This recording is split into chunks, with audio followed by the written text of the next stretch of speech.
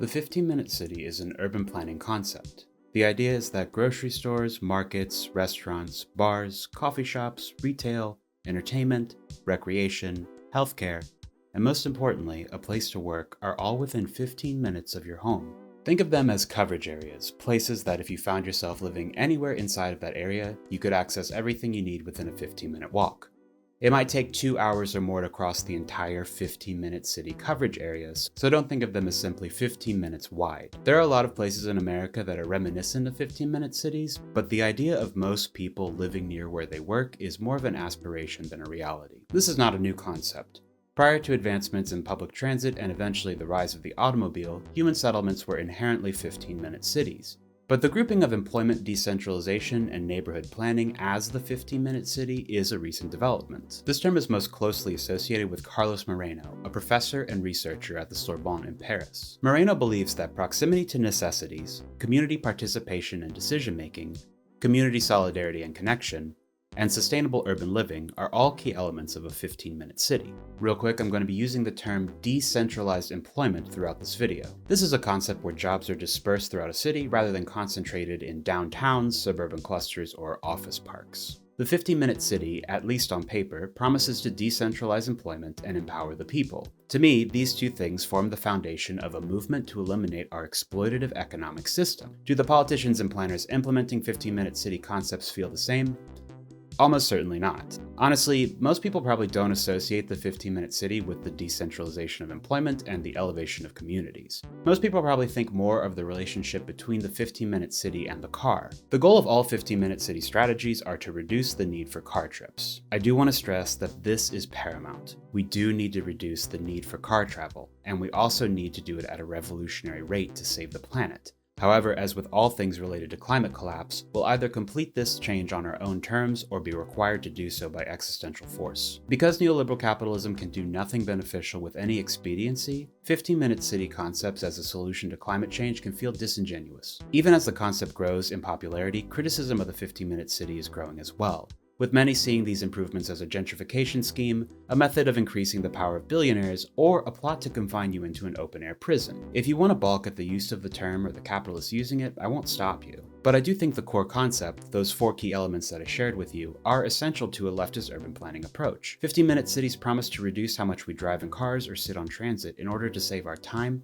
our mental health, and our environment. They promise to protect communities and give them the ability to grow without displacement. And, intentional or not, they promise to upend our economic system through the decentralization of employment. You shouldn't just take somebody's word for it that their vision of the 15-minute city will do any of that, but as concepts, they're all something to strive for. I think the 15-minute city is useful because it's a way to envision a better future without becoming utopian. Today I want to have a little fun. I want to look at the ridiculous ways the 15-minute city is being used by the far right, how it's being co-opted by centrists to reinforce our economic system, and then I want to finish by sharing with you a leftist approach to the 15-minute city. The far right and the 15-minute city. Basically, you can only move or travel by vehicle further than 15 minutes away from your house 100 times per year. To divide the city into 6 parts, and you will only have the freedom to operate in the part that you live. Okay, so I'm in the Walmart in London, and I'm thinking all this is cameras for when? Tell me. They're here. But they're also putting in, interestingly, 3 or 4 U-turn opportunities. I guess that's because you'll get a warning, you're about to leave your 20-minute city, your district, your zone, last chance to turn back. At the beginning of the pandemic, conspiracy theorists were living large. Vaccines, lockdown, microchips, 5G, QAnon, do you remember these? While they didn't just disappear, white supremacists, libertarians, and full-time kooks coalesced around the 15-minute city. The conspiracy likely stems from a paper published by the fossil fuel lobby in response to the 15-minute city and how the concept is linked to the Great Reset. In 2020, the World Economic Forum started a campaign called the Great Reset. The World Economic Forum is like a lobby for capitalism, and they really fumbled this one. I think people would prefer that capitalists did their scheming in some sort of underground bunker, but let's take a look at their video. We have an incredible opportunity to create entirely new sustainable industries, investing in nature, as the true engine of our economy. The current global crisis has disrupted every aspect of our lives, but it has also presented us with an extraordinary opportunity, a chance to reset and accelerate efforts to improve the state of our world. You know that quote, "The earth is not dying, it's being killed, and those who are killing it have names and addresses"? They're all in the same room during this video. In order to secure our future and to prosper, we need to evolve our economic model, putting people and planet at the heart of global value creation. If there is one critical lesson we have to learn from this crisis, we need to put nature at the heart of how we operate. We are on the verge of catalytic breakthroughs that will alter our view of what is possible and profitable. Right, so the World Economic Forum believes, just to be clear, the way that they can solve the horrific destruction their members have caused to the planet is by figuring out how to make green capitalism profitable. It's gross. I'm just a little sympathetic to the conspiracy theorists who view the WEF as some evil string-pulling cabal, but what these conspiracy people fail to realize is that none of this is going to happen. Capitalists are no more likely to solve the climate crisis than they are to create a series of fully locked down, walkable neighborhoods. This conference was just a fun little trip to Switzerland for them, and this video, released during the peak of an anti-racist, anti-police, and anti-capitalist movement in 2020, was a way for capitalists to tell us, hey, we're working to fix it. Please don't riot. Since the Great Reset campaign, the WEF has occasionally posted a fun little drawing or an article about 15-minute cities, and that has been fueling the conspiracy. Of course, now that the conspiracy is established, more bigly figures are stepping in to make things a lot worse. Our objective will be a quantum leap in the American standard of living. That's what will happen. Here are just a few of the ways we can do it. We should hold a contest to charter up to 10 new cities. These freedom cities will reopen the frontier, reignite American imagination, and give hundreds of thousands of young people and other people, all hard-working families, a new shot at home ownership and, in fact, the American dream. Other people, that's me. And whatever you think he's about to say, you're wrong. You're not ready for this. Another big opportunity is in transportation. Dozens of major companies in the United States and China are racing to develop vertical takeoff and landing vehicles for families and individuals. I want to ensure that America, not China, leads this revolution in air mobility. Introducing Chevrolet's new lineup of vertical takeoff and landing vehicles for families. I'm already a mobility planner, but what if I became an air mobility planner? That's how we solve the housing crisis, flying cars. We will also have a major initiative on lowering the cost of living with a special focus on lowering the cost of a new car and lowering the cost to build a single-family home. And they will be beautiful homes. And I will ask Congress to support baby bonuses for young parents to help launch a new baby boom. I'm stopping here because it gets so much worse after this point. But let's pivot to a more depressing character. I just want to say that I'm really trying with this YouTube thing, and I'd like more people to see my videos, and I've decided that the only way to do that is to... The 15-minute cities are put forward as a solution to the problem of undue distance to travel. And so the idea is that wouldn't it be lovely if we had walkable neighborhoods where everything you needed was within easy reach? And, you know, I have some sympathy for that. I think he's going to be fair about this, right? But I looked into the C40 websites. The C40 is the consortium of municipalities that have signed on to the 15-minute city plan. The C40 is a collection of over 100 mayors that are attempting to implement sustainable practices in their cities. My video today is not about them, so I don't want to get into how effective or equitable their methods are. But yeah, the C40 adopted 15-minute cities as one potential strategy. However, not all of C40's solutions could be considered 15-minute city concepts. What the C40 does has no influence over what a 15-minute city is. Anyway, I wonder what Dr. Peterson thinks a 15-minute city is. And I read in their own documentation, their goals are to reduce caloric consumption to 2,500 calories a day by force, essentially, to ensure that the peasant class, which is everybody but the elitists, can't fly more than one time every 3 years, to eliminate 90% of private car ownership so that people are forced to take unbelievably expensive in terms of time utilization and non-existent public transportation systems, and to limit the amount of travel that people can do outside of their neighborhoods. Jordan Peterson was mad about Oxford, England, a place where he probably does not drive. They implemented a congestion pricing program. Basically, drivers in Oxford are told if they pass between zones. This is not a 15-minute city essential, it's just a regular way to reduce congestion. Congestion pricing can be inequitable and a burden on low-income people, but let's save that for another time. Everyone on the right is making a little comment about 15-minute cities. This commentary usually reveals a justified distaste of neoliberal austerity, but also a hatred of anything that claims to be helpful to the environment. Some take it a bit further and claim that the 15-minute city is actually an attack on the moral order of a Christian world. In the article, The Catholic Argument Against 15-Minute Cities, the author says that private property, in this case owning a car, is a fundamental principle of morality. He also said that caring about net zero is a shibboleth. Yes, he said it, a shibboleth. A shibboleth. If you somehow don't know what a shibboleth means, it's a custom principle or belief distinguishing a particular class or group of people, especially a long-standing one regarded as outmoded or no longer important. Net zero, a shibboleth. Finally, kookiest of all, he says that governments have proven unable to effectively manage transit because when the Taliban had control of the government in the early 2000s, they fired IEDs at the British Army. And how could you possibly think that a government could provide transit after that? Please don't read it. It's awful. Also, the Pope lives in a 15-minute city. Anyway, let's talk about some freaking liberals. Liberals and the 15-minute city. In researching how different cities implement 15-minute concepts, you find similar statements about the need for public engagement, methods for creating car-free or car-light areas, and means to encourage land use changes. However, in practice, 15-minute cities might seem like a carrot for developers while being a stick for residents. A city government under neoliberal capitalism has very few tools to radically change where amenities are located and who gets to enjoy them.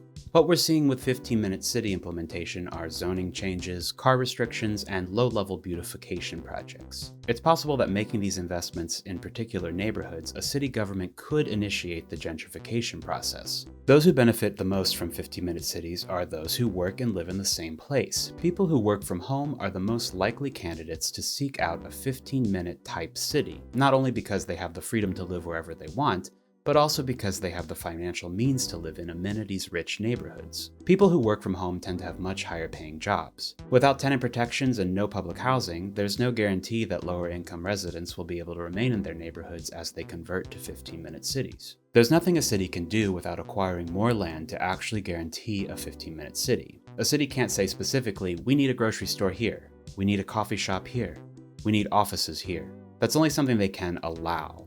They would still need the private market to decide that those locations are profitable. Carlos Moreno has admitted that the 15-minute city falls short here. He says, "There are aspects of this for which we do not have a solution, because it's a matter that's up to private enterprise to change." He notes the need for revolutionary change in how we control land, but he says that it's not up to him to hang the black or red or whatever colored flag from the rooftop. But what if you could start from the ground up? What if you did have full control over where things were placed? What if a capitalist billionaire in his infinite benevolence decided to build a 15-minute city, one that would be guaranteed to provide everything that people needed and desired? Let's talk about the city of Tolosa.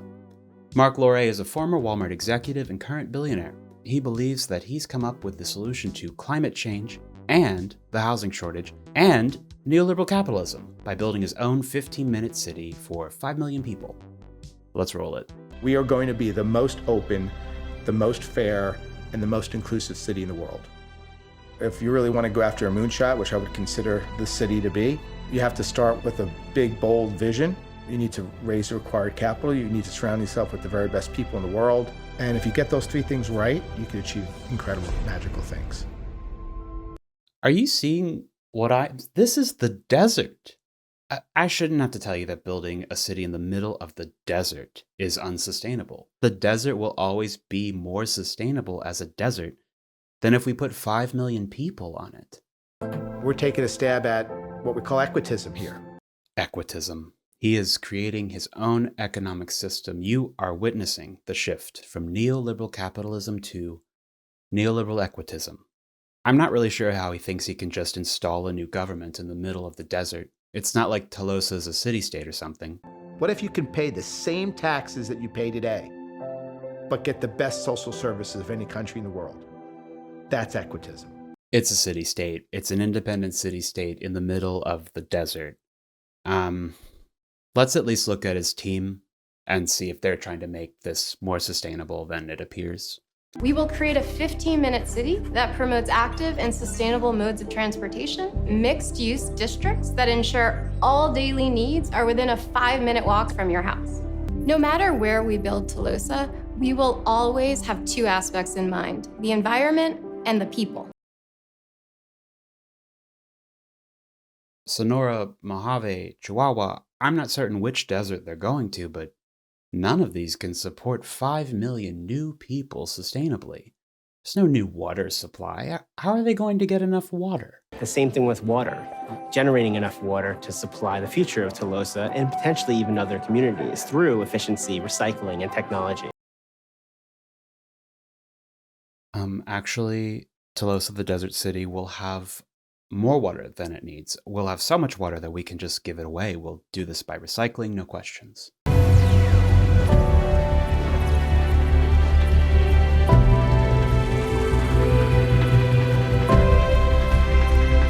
Tolosa will have vertical takeoff and landing vehicles for families. I shouldn't have to tell anyone here that we cannot allow billionaires to create their own city-states in the desert, but I can say with certainty that this will not happen.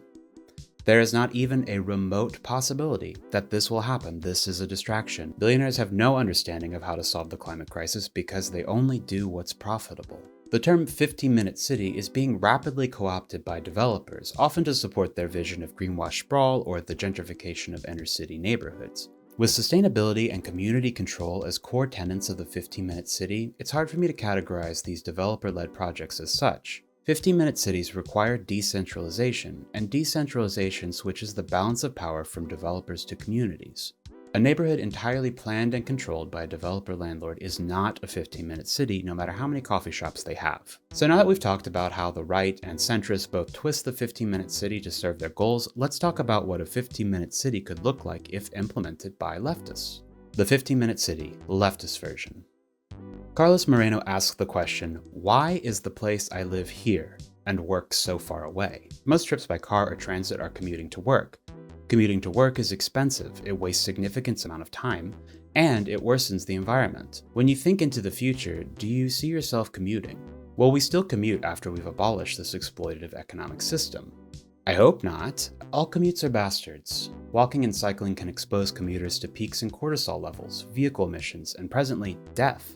Long car and transit commutes are linked to cholesterol increases, high blood sugar, depression, anxiety, and poor physical fitness. And long car commutes and heavy congestion are linked to increases in nighttime domestic violence. Congestion leads to over $100 billion of wasted gas every year, and those idling cars are releasing deadly, planet-heating emissions into the world. We cannot continue like this.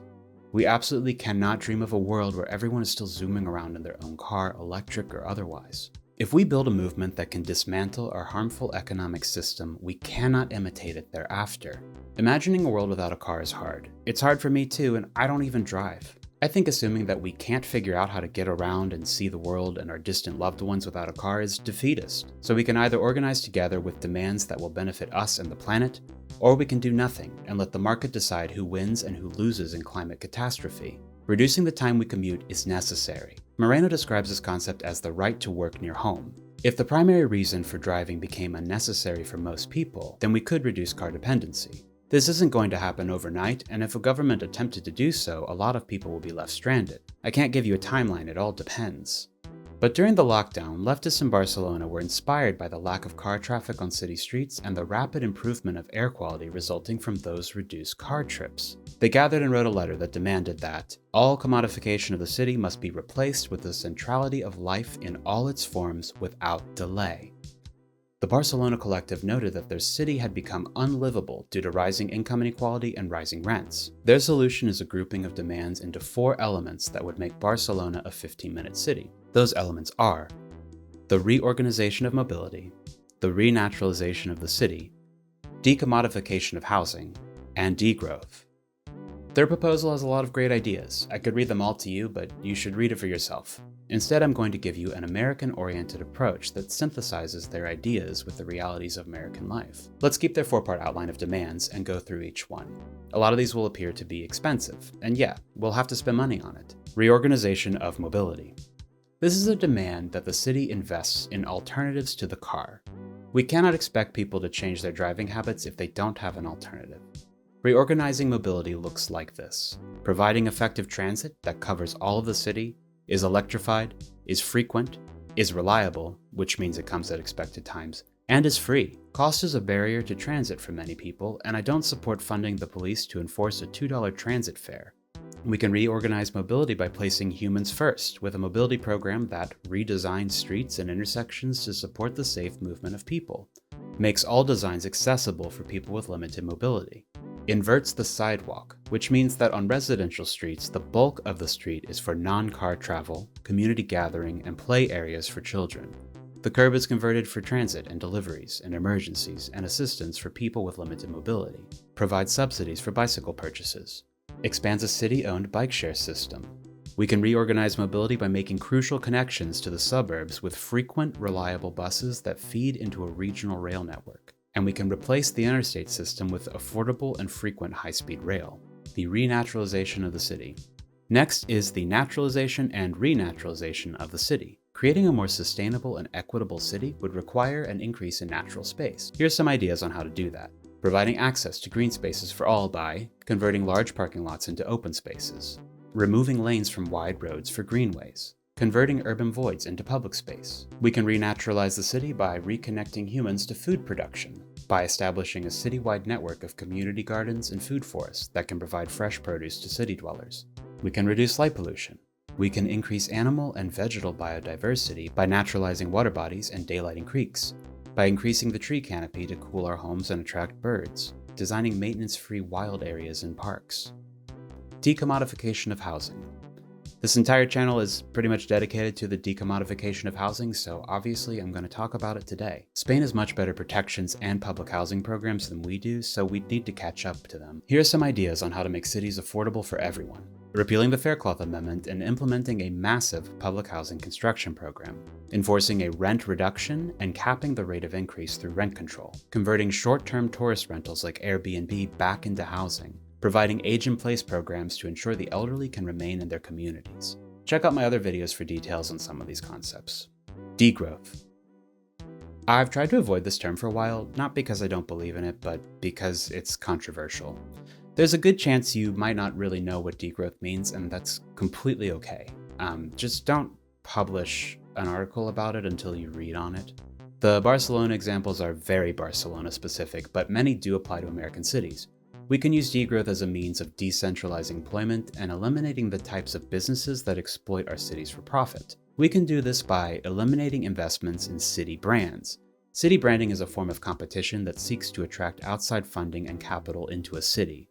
This money is used to further the brand of the city rather than improving the non-tourist conditions of the city. We can eliminate cities as brands by reducing the tourism economy, limiting airport expansion and encouraging airport reduction, and restricting the locations of arenas and stadiums. We can further degrow the city by encouraging social and local economies, cooperatives, and small shops. The decentralization of employment. Conclusion. The Barcelona Collective that wrote that letter didn't use the term 15-minute city. I don't know what they think of Moreno's work or the utility of the term. I like it personally. I think it helps contain a big idea. The final form of a 15-minute city is one where everybody has the right to work near their homes. A city where you know your neighbors and want to talk to them. A city where you have the time and energy for leisure. A city where people can build the culture of a neighborhood and make it uniquely theirs without the constant threat of displacement. In a successful 15-minute city, there's really no driver for displacement because every place would be equally great to live in. If we throw out the term 15-minute city and let the far right and centrists define it, then I guess you could say that I'm describing a convivial society. Convivial is a term that has its roots in the Latin word for feast. Basically, it means to be happy in the company of others. This is a foundational concept in communism and anarchism. I really like this quote from the late anthropologist David Graeber to explain it. In this case, the experience of shared conviviality is not only the moral basis of society, but also its most fundamental source of pleasure. Solitary pleasures will always exist, no doubt, but for most human beings, even now, the most pleasurable activities almost all usually involve sharing something. Music, food, liquor, drugs, gossip, drama, bed. There's thus a certain communism of the senses at the root of most things we consider fun. I love the word convivial. It's probably in my top 5 favorite words. I want a convivial city. I want a convivial society. We can have this, and we can make this happen without pushing people from their urban neighborhoods or deeper into the suburbs. I think that leftists should adopt a vision of the future that answers the question, what do we do after rent control? What do we do after we repeal Faircloth? As unsettling and dreadful as the impending climate catastrophe is, we have to remain optimistic and remember that we have power together. Thanks for listening. If you like this video, please consider sharing and subscribing, and I'll see you later.